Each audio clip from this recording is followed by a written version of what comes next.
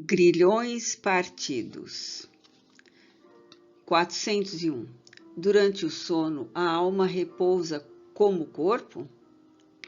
Não, o espírito jamais está inativo. Durante o sono, afrouxam-se os laços que o prendem ao corpo.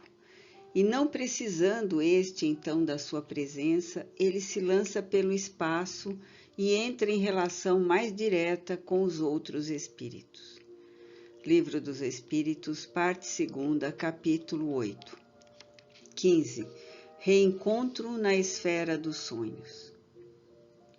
Decisivamente, dava-se curso à técnica fluidoterápica a benefício de Esther, desde que a família, reaproximando-se pelos liames espirituais, mediante a valiosa contribuição da prece em conjunto, ensejava relevantes recursos que poderiam ser aplicados não apenas em favor da paciente, mas também da entidade que a mortificava e sofria a seu turno. Estabelecida a ambiência psíquica favorável, depois de inaugurado o estudo evangélico na residência do Coronel Santa Maria, produziu-se conveniente asepsia mental no recinto, impondo aos hóspedes invisíveis e perniciosos compreensível mal-estar que os obrigava a transladar-se.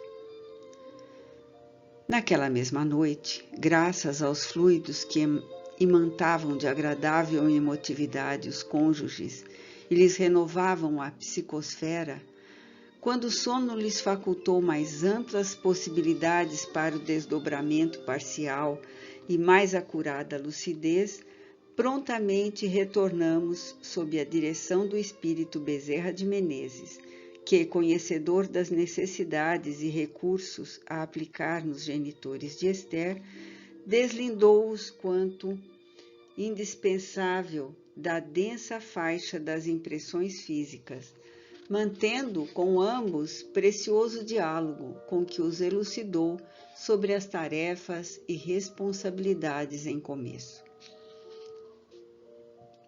Encontramo-nos, referiu-se o benfeitor, dirigindo-se aos surpresos encarnados, no pórtico de graves e superiores cometimentos. Justo referirmo-nos à responsabilidade e deveres novos. Toda realização exige programa, caso se desejem colimar resultados compensadores.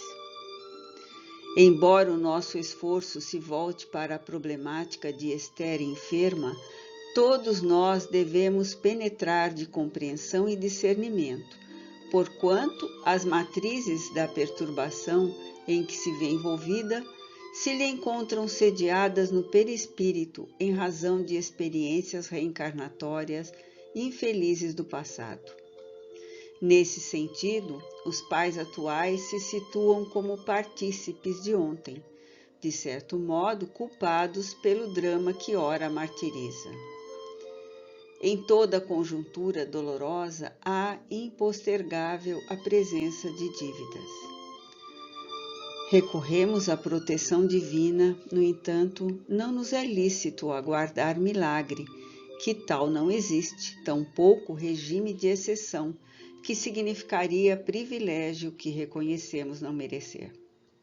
O milagre resulta do trabalho salutar, adredemente realizado, que funciona a tempo próprio e justo. Interrompeu as considerações como se aguardasse mais amplo entendimento dos ouvintes atentos. Esses revelavam surpresa e ansiedade, traduzindo ao mesmo tempo imensa alegria interior e grande expectativa. Prosseguindo, aclarou mais. Planejamos levá-los a visitar Esther na cela expurgatória em que se encontra. Antes, porém, precisamos reforçar as reservas de ânimo, porquanto qualquer desequilíbrio emocional, além de perturbá-la, poderá produzir prejuízos inesperados à caravana visitadora que nos conduzirá. Assim, compete-lhes considerar não apenas a filha vítima, mas também o algoz vitimado, sequioso de proteção e socorro, necessitado do amor de todos nós. Convém reconheçamos que a nossa tarefa de caridade tem em mira não somente aqueles que sofrem, mas também os que produzem o sofrimento. A dor é bênção, bem o sabemos, caminho de ascensão espiritual, porta de serviço por cuja soleira transitamos na direção dos rumos mais expressivos e relevantes. Ajudar é realização de autossocorro com que nos despojamos das mazelas antigas e dos gravames próximos. Defendidos pela força da prece de que nos revestiremos, cabe-nos preservar um clima especial da mente em vigilância, a fim de que as contingências do serviço não nos surpreendam em desconcerto ou desequilíbrio. Renovemos a esperança e, diligentes, disponhamo-nos à edificação do bem em toda parte como em nós mesmos. Naturalmente, nossa jovem, graças à perturbação de longo curso em que se vê envolvida, não nos perceberá a presença de imediato. Com os centros da lucidez psíquica demoradamente excitados pelos fluidos degeneradores, requisitará tempo para a imprescindível recomposição das faculdades pensantes. A nossa primeira tentativa de intercâmbio objetivará ministérios outros do que decorrerão incursões mais profundas e benéficas de futuro.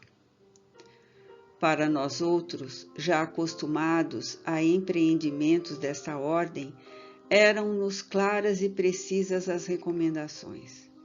Todavia, para os pais de Esther, somente parcelas das elucidações ficavam gravadas.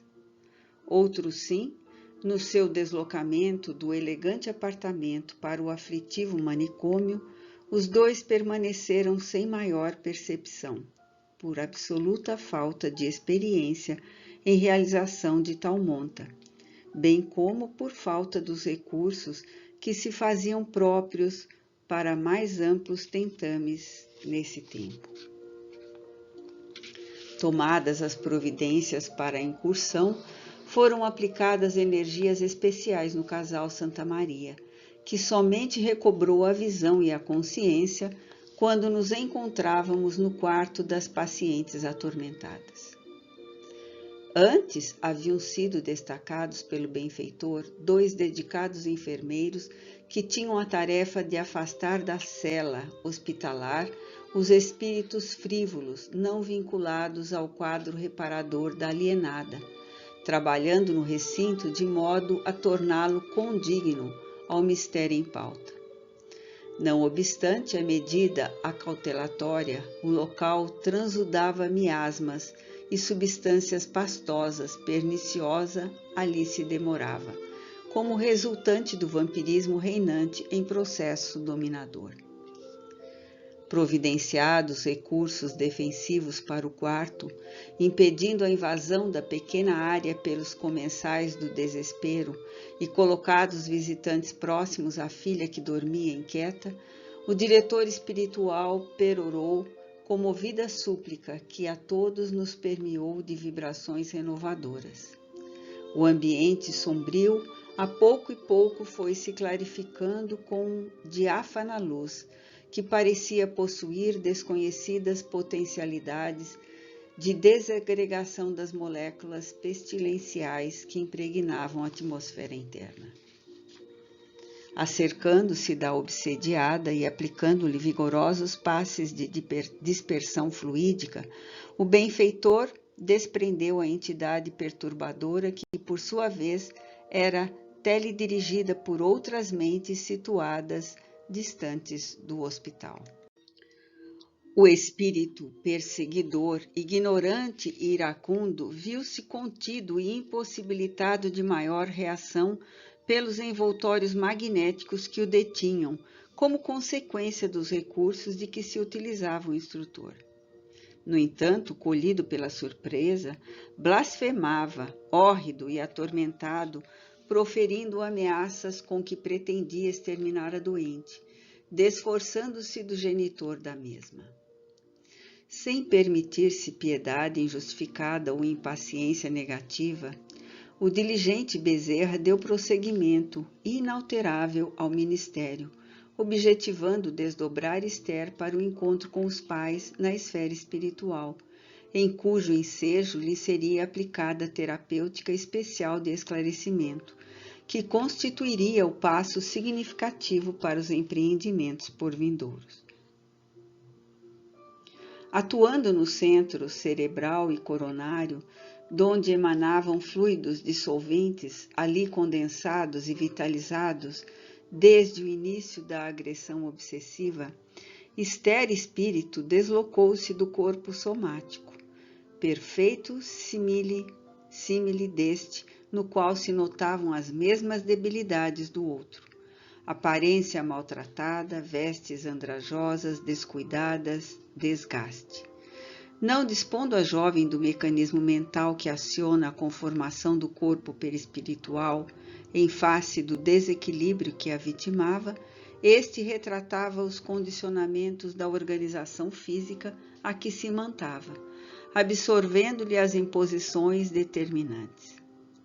Fenômeno consentâneo ocorre quando o espírito, acostumado às construções superiores da vida, não obstante reencarnado em uma forma grotesca ou desgastada pelo sofrimento, ao desprender-se assume aparência harmoniosa e luminífera, por ser o soma dirigido pela mente que extrai do psicossoma os progressos, as conquistas morais que nele imprimem as linhas de equilíbrio, beleza e fluidez. Desperta do sono provocado, Esther espírito, se deu conta da presença dos genitores, atirando-se ao regaço maternal que a acolheu carinhosamente. Lágrimas espontâneas incontroláveis expressavam a alegria daquele momento.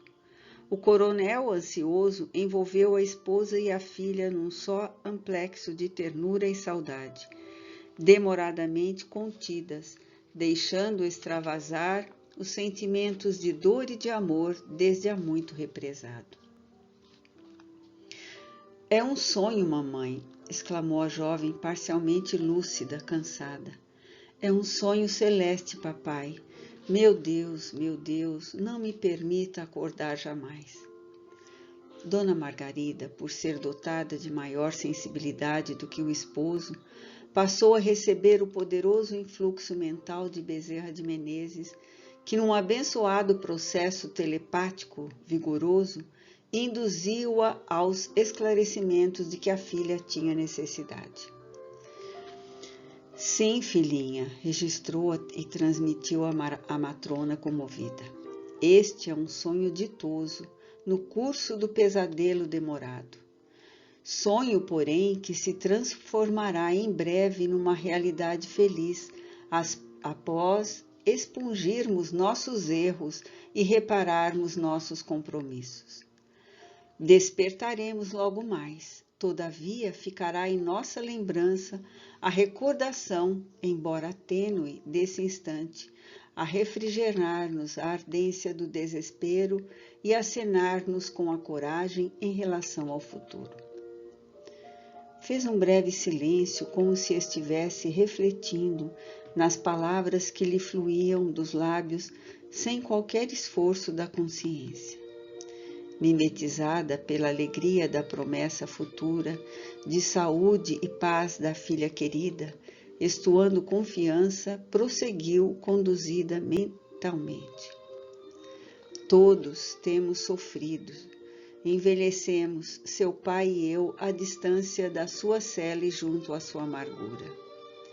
Esmaeceram nossas alegrias, apagou-se nosso sorriso e nos encontrávamos há pouco à borda de iminente desgraça. No entanto, no momento mais crucial dos nossos destinos, Jesus nos convocou a uma vida nova, cuja aduana começamos a perlustrar na expectativa e direção do futuro. O orgulho que nos cegava, o egoísmo que nos consumia, o desgosto que nos envenenava cederam lugar à humildade que liberta, à esperança que anima e à alegria que canta bênçãos em nossas almas. Ora em recolhimento para meditação e prece. Apenas começamos a amar e já o amor de nosso Pai nos inunda de santas concessões. Certamente deveremos sorver ainda o fel do fundo da taça, sedimentado pelo tempo, tóxico e desagradável. Recolheremos forças no Senhor que nos ajudará a secar o nascedouro da amargura, facultando-nos estancar as lágrimas e lenir as úlceras de quem agora constitui a razão do nosso perecimento, da nossa dor. Por que sofro tanto, mamãe, sem consolo, desvairada? Interrompeu a Esther. Que fiz para ter sido arrancada do lar, qual criminosa desalmada, atirada sem piedade nesta masmorra odienta? Não suporto mais. Havia uma dor quase selvagem, desagregadora na interrogação da jovem. O corpo banhava-se pela transpiração pegajosa, fria, e grossas lágrimas escorriam-lhe dos olhos pela face imunda, edemaciada, desvitalizada. Simultaneamente, em espírito, qual criança aninhada no seio materno, tremia e chorava, pálida, angustiada, ansiosa. Dona Margarida compreendeu a extensão do sofrimento da filha e sentiu-se enfraquecer. Nesse instante, o instrutor, vigilante, envolveu-a com energias revigorantes e vitalizou-a com pensamentos e emoções superiores. A sensível senhora recompôs-se mentalmente e respondeu com tranquilidade confiante. Tudo o que nos acontece procede de nós mesmos. Somos os agentes próximos ou remotos dos sucessos felizes ou desditosos que nos surpreendem. Porque não saibamos a razão da ocorrência infeliz, isso não implica na sua inexistência. O que ora desconhecemos, logo mais se configura ao nosso esclarecimento. Sabendo esperar, conseguiremos tudo esclarecer. Indispensável neste momento, conscientizarmos-nos de que nos estatutos divinos a injustiça não tem lugar. Tudo ocorre como reação natural das ações que praticamos. No imo de cada vítima vige um causador de danos, encontra-se um defraudador da ordem, do equilíbrio, violador do amor. Não nos preocupemos, portanto, por agora com os porquês. Antes pensemos no como proceder de modo a nos liberarmos da conjuntura aflitiva, reabilitando-nos perante a consciência divina. O essencial, portanto, é confiar em Deus. Esther, espírito impregnada pelas palavras lenificadoras e pelos fluidos renovadores que a genitora lhe transmitia ao recebê-los do instrutor, e também decorrentes do entranhado amor materno, mais calma gemeu. Tenho sono, mamãe. Estou cansada. Repouse, filhinha, sussurrou a senhora, quase num acalanto. Jesus a abençoará com o repouso. Confie em Deus e espere. Ainda dirigida pela força mental do benfeitor, repetiu. Tudo está bem, não se desespere. Tenha paciência, seremos felizes. A jovem, em espírito adormecida, foi carinhosamente removida por 2 assistentes que se encontravam de sobreaviso. O coronel Constâncio, silencioso todo o tempo, impossibilitado de compreender a extensão daquele ministério socorrista, deixava-se emocionar, como se estivesse libertando-se do torniquete de angústia que o dilacerava cruelmente. A saída de Esther espírito, sem entender plenamente quanto ocorria, tomou as mãos da esposa e beijou-as ternamente, desejando traduzir no gesto que as palavras não conseguiriam expressar. O corpo da jovem obsediada repousava pela primeira vez nos últimos meses, sem a constrição tormentosa do inimigo desencarnado, que por sua vez, impossibilitado de agredi-la naquele comenos, mais tarde recomeçaria a perseguição sinistra em que se engalfinhava desesperado. Estavam, porém, lançadas as linhas mestras da recuperação de ambos na reconstituição das suas vidas espirituais. Encerrando o labor e encaminhando de volta ao lar o matrimônio Santa Maria, sob sua superior assistência, orando, afervorado, Bezerra encerrou a incursão salvacionista, enquanto a madrugada, envolta pelo mistério da noite, lampejava astros no firmamento insondável.